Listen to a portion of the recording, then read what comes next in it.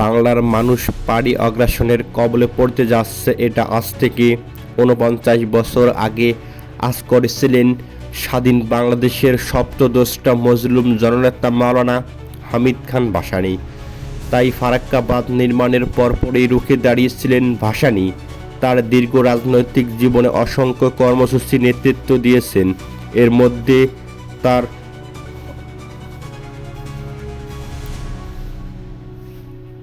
অবিস্মরণীয় কীর্তি Farakka long March. এদিকে মাওলানা ভাসানী রাষ্ট্রীয় ক্ষমতায় ছিলেন না, তিনি খেটে খাওয়া মানুষের নেতা হিসেবে সাধারণ মানুষের ডাক দিয়ে বলেছিলেন, শিশুর যেমন মায়ের দুধে অধিকার, পানির উপর তোমাদের তেমনি অধিকার।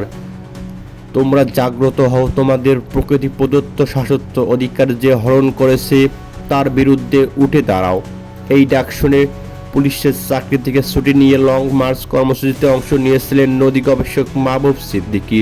সেই লং মার্চের অভিজ্ঞতা ও দীর্ঘদিনের পানি বন্টন সমস্যার সমাধান নিয়ে খোলামেলা কথা বলেছেন মানিক রায়হান বাপ্পি। এদিকে ফারাক্কা লং মার্চ কর্মসূচি কীভাবে এলো?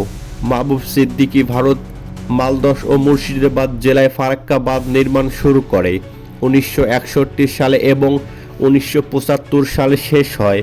এটি বাংলাদেশের চাঁপাইনবাবগঞ্জ সীমান্ত থেকে ভারতের 18 কিলোমিটারের ভিতরে গঙ্গা নদীর উপর অবস্থিত রয়েছে।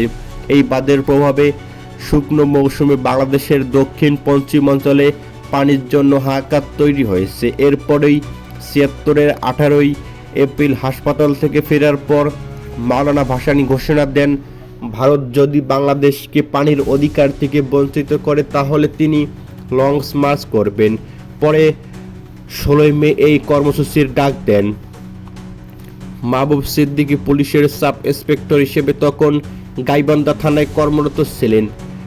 তার আগে থেকেই মাওলানা ভাসানীর প্রতি অগাধ শ্রদ্ধা ও তার ভক্ত ছিলাম। ভাসানীর কথা ছিল নেশার মতো। পরে ছুটি নিয়ে লং মার্চে অংশ নেওয়ার জন্য রাজশাহী চলে আসলাম।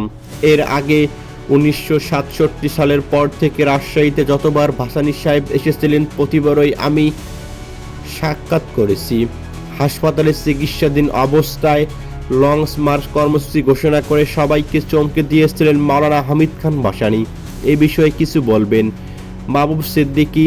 দক্ষিণবঙ্গে সামুদ্রিক জলোচ্ছ্বাস হয়েছিল, এতে প্রায় 10 লাখ মানুষ মারা গিয়েছিল। তখন মাওলানা সেখানে খোঁজ খবর নিতে গিয়েছিলেন। তাছাড়া দেশের বিভিন্ন প্রান্তে ছুটে বেরিয়েছিলেন। এজন্য অসুস্থ হওয়ার পর থেকে হাসপাতালে ভর্তি ছিলেন। হাসপাতাল থেকে ছাড়া পেলেই লং মার্চে অংশ নিয়েছিলেন। এদিকে মাহবুব সিদ্দিকী যেহেতু রাজধানীর পাশেই গঙ্গা নদীর উপরেই ফারাক্কা বাঁধ হয়েছিল, প্রথম ধাক্কাটা কিন্তু এই অঞ্চলের প্রকৃত মানুষের উপর পড়েছে। এজন্য রাজশাহীকে বেছে নেওয়া হয় লং মার্চের শুরু স্থান। মাহবুব সিদ্দিকী 16 মে লং মার্চ শুরু হবে। তার আগের দিন অর্থাৎ 15 মে ভাসানী রাজশাহীতে আসলেন। তার জন্য সার্কিট হাউসের ব্যবস্থা করা হয়েছিল, কিন্তু সেখানে তিনি থাকেননি। বিজ্ঞ একজন রাজনীতিবিদ হয়েও সাধারণের মতো একজনের বাড়িতে রাত কাটালেন। লং মার্চ উপলক্ষে লোকনাথ স্কুল ক্যাম্পে করা হয়েছিল। সেখানে সব ধরনের আয়োজন ছিল। সেখানে উপস্থিত হয়ে সবার সঙ্গে কুশল বিনিময় করলেন, সবার কাছ থেকে নানা ধরনের সমস্যার কথা শুনলেন। 2-3 ঘন্টা পর তৎকালীন রাজশাহীর ডিসি ও এসপি আসলেন ভাসানীর সঙ্গে সাক্ষাৎ করতে। এতক্ষণ দেরি করে আসার পরেও ডিসি এসপির ওপর তিনি রাগ করেছেন সেটা তার বুঝতে দেননি। স্বাভাবিক কুশল বিনিময় করেছেন। এক পর্যায়ে ডিসিকে জিজ্ঞেস করলেন, রাজশাহী শহরের কতগুলো খাস পুকুর আছে? এটা ছিল সাইকোলজি ডিসিকে শিক্ষা দেওয়া। উত্তরে ডিসি বলেন, হুজুর, আমার মাত্র কয়েক মাস হয়েছে এখানে পোস্টিং হয়েছে। আরেকটি প্রশ্ন করলেন ডিসিকে, আচ্ছা বলুন তো, চলুন বিলের গভীরতা কত? প্রশ্নে শুনে নির্বাচকের মতো চেয়ে থাকলেন ডিসি। উত্তর দিতে পারলেন না। এসব প্রশ্ন করার উদ্দেশ্য ছিল দেরি করে আসার জন্য সবার সামনে বেকায়দায় ফেলা। এক পর্যায়ে ডিসি দেরি করে এসেছেন এটি অনুধাবন করতে পেরে ভাসানীর কাছে ক্ষমা চাইলেন এবং দোয়া নিলেন। পরে আবার আধা ঘন্টা পর ডিসি ও এসপি স্ত্রীকে নিয়ে এসে ভাসানীর কাছ থেকে দোয়া নিলেন।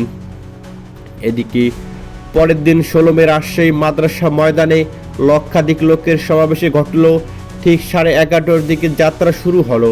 রিকশায় উঠলেন ভাসানী। কিছু রাস্তা যাওয়ার পর বৃষ্টি শুরু হলো।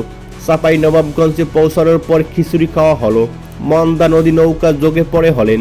এদিকে মূলত ফারাক্কাটি ছিল শিবগঞ্জের মনাকষার দিকে। পাগলা নদীর উপর ব্রিজ ছিল না, এজন্য যাওয়া সম্ভব হয়নি।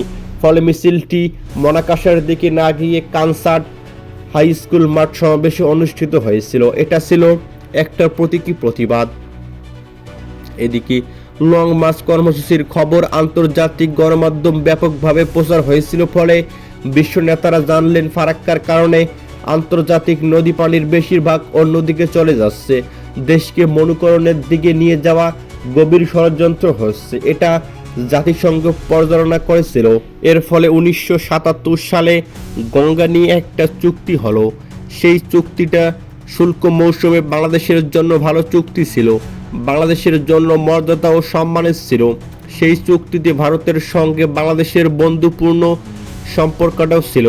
পানির জন্য আমাদের বেগ পেতে হয়নি। কিন্তু 1982 সালে চুক্তির মেয়াদ শেষ হলে আবার নতুন করে চুক্তি দিয়ে এরশাদের আমলে চুক্তিতে ভারতের যেভাবে চেয়েছিল সেভাবেই হয়েছে। এতে বাংলাদেশের খুব একটা লাভবান হয়নি। তারপর 1996 সালে যেটা চুক্তি হলো সেটা আরও অসম চুক্তি।